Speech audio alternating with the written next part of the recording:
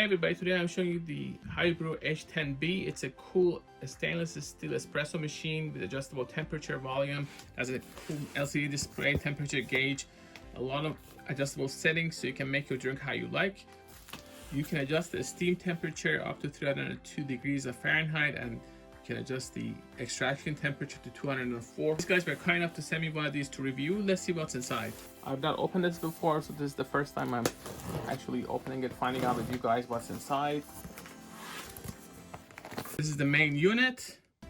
See that they explain to you that you have adjustable cup size and temperature, and you can change the unit. Have up to 21 bars of pressure. This is the model I have. I have the silver one and 120. Give your guide. And this is the machine. There we go. Just like other models that I've covered, this has suction cups at the bottom. This is just a bunch of things, accessories that are available, that are included with this. It's brushed stainless steel. These suction cups are at the bottom, so it stays put on your desk. You have your temperature gauge. You have your LCD display, adjustable pressure, adjustable volume. This is about the same size as the H10B that I tested a couple of weeks ago. So you get these 1 cup, 2 cup. You have this, which is loaded like this. This is removable for cleaning. This is the water container. Here, you want to remove this before using it for the first time. Also, these removable items, you want to wash them, which is a standard. This is 2 cups. 1 cup. Just press down and you're ready to go. I'm going to remove this. Put this back in. This is how it is. Make sure that it actually connects. And it's actually set now. You attach this. It looks pretty slick. This is removable again for cleaning. That is removable, so there are a lot of removable parts. The suction cup pretty strong, so unless you kick this or punch it or push it hard, it should stay in place. This is the view from top. There's an unlock sign there and there's a lock sign, so I just have to push this like that. Push a little bit more. You can also remove this if you want and put one of those bigger ones there.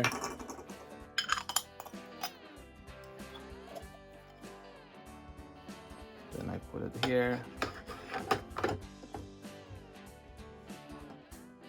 This is the back. Shows you the minimum and maximum as far as the size.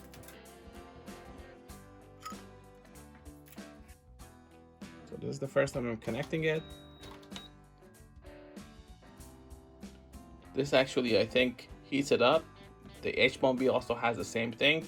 When it reaches the temperature, it tells you that it's ready to go. I think if you hold this, you'll be able to change how much you want to make. For your double cup, twice that changes the temperature.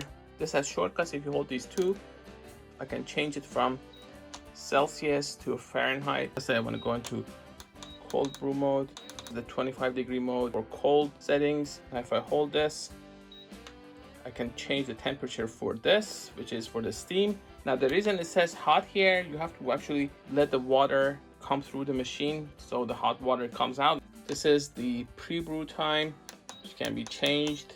Now if I hold this, I can change the temperature from 125 to 130. I can go to 300. This is for double cups. The guide has all the information that you need, all the shortcuts. You don't have to actually guess. But then again, if you use these machines, they're just 4 buttons. This is where you actually adjust the steam. You get pressurized and non-pressurized. Now the difference between these is the pressurized one have just 1 hole. So if you look at them, usually, whereas the non-pressurized one are for people who actually get their grind right and It's for more experienced people. For those of us who are not that experienced, going with a pressurized one is probably an easier way. Even if you don't get your grinder settings right, if you have a pressurized basket, you're gonna have somewhat better results. Whereas if you know exact settings to get the perfect cup of espresso, you want to go with your non-pressurized version. You can use this as a tamper. This is the scoop.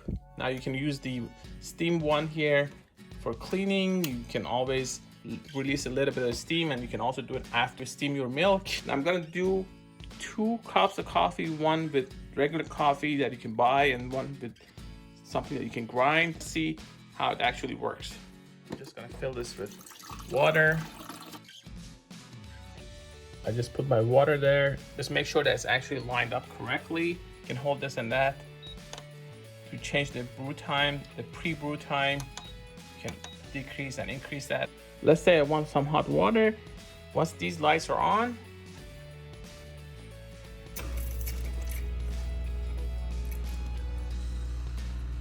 it's gonna wait 5 seconds. It's gonna go and count, and now I'm gonna get some more hot water. There we go. For the first coffee, I'm just gonna use this, which is the normal standard pressurized 1 cup basket. I'm going to use ready coffee, so it's going to be not perfect, but we'll see. We'll just put this here. I have a feeling this may not work out as great as expected, but I'm gonna just try it anyway. Just tap down, make sure it's ready to go. So this is the coffee I'm using. You can obviously clean these parts with a brush before putting it in the machine. For cleaning, these parts are removable. I'm gonna put this here. I'm going to press this. The pre-brew time is 5 seconds.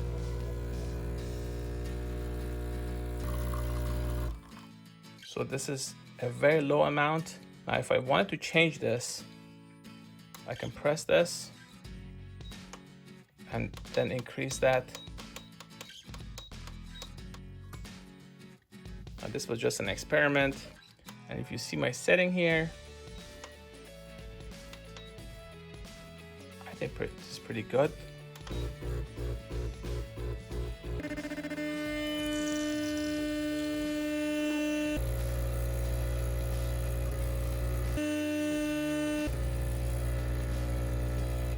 So thankfully it wasn't too much. I wasn't exactly sure about the volume. Even though I just used regular coffee that I bought, it still looks pretty decent. And I used the pressurized basket because I just wasn't going to try the grinder right now with this. I'm going to show you guys that as well. I go with usually 6 to 9 for my grind settings. This is the difference between these baskets. If you look at it, this has just 1 hole, whereas these have many. This pressure builds up with this because it has another layer. You get these with the entry-level models and sometimes with more advanced models. In the previous video, I actually used regular coffee that you buy, but you can also use this grinder, which is from the same company, the G5, and it has adjustable settings. It tells you what to choose for Turkish coffee, for espresso. Some people go 6, 8. I've seen different numbers. Just have to experiment. Based on my experience, 2 scoops of this is about 15 to 17 grams, and that's more than enough. This is magnetic, it stays there. This has 2 settings, fast and slow. Just gonna add these there.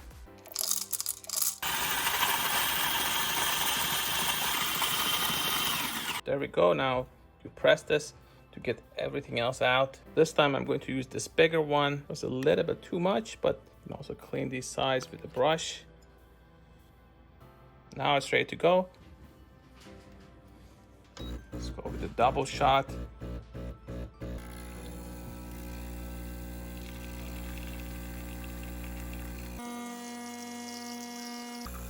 So far, so good.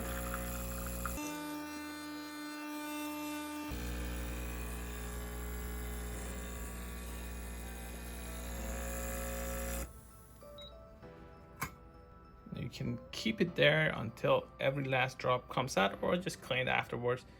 This is pretty good actually. For a beginner like me, I can make great coffee with something like this, with these baskets. And it's pretty straightforward. I can adjust the volume, I can adjust the pre-brew time. Let's try some milk. Before getting started with the milk, we just wanna release a little bit. First, we're gonna wait for the steam to get ready, and then what we're going to do is release a little bit of it and then bring the milk and see if we can do it. I'm not again experienced in this. I have a milk frother that actually does it very well. We're going to bring our milk, and you want to make sure that when you're handling it, you do it with the cloth and protect your hand, and also clean it afterwards. So I'm just gonna add some whole milk in there.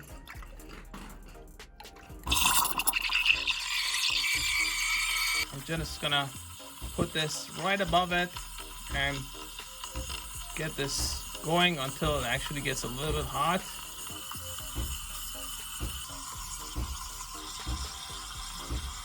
So this is my milk.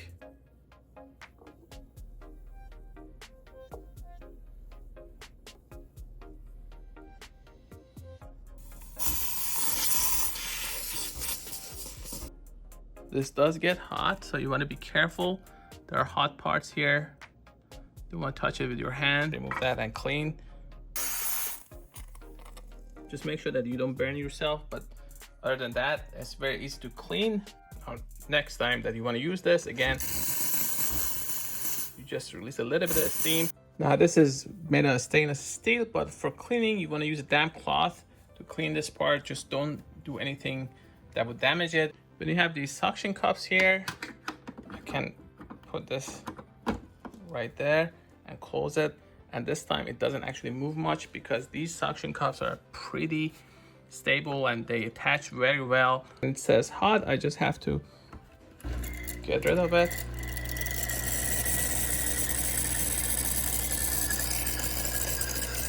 So that's pretty hot.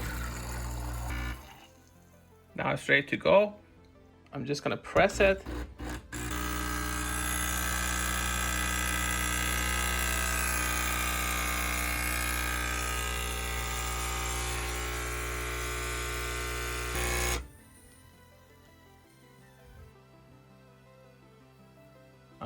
There was no milk or anything involved. It's just what came out of the machine. So that's what I'm showing you guys.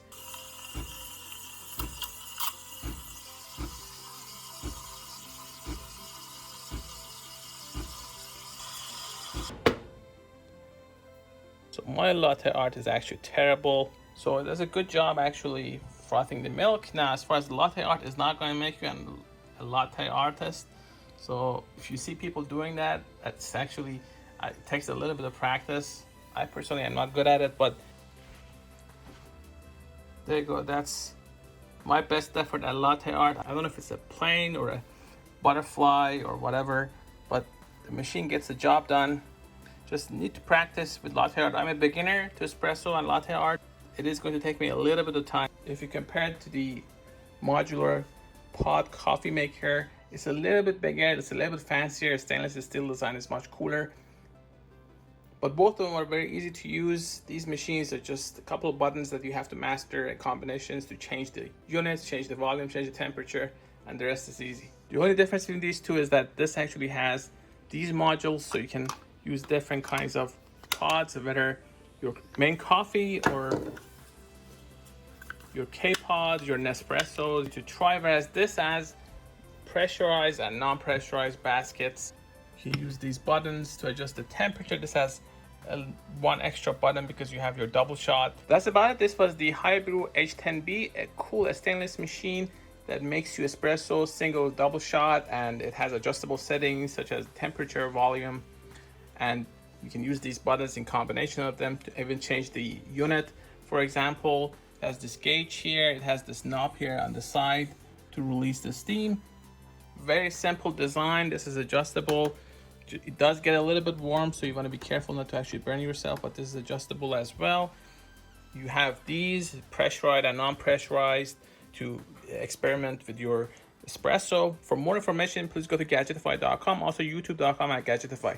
Thanks for watching.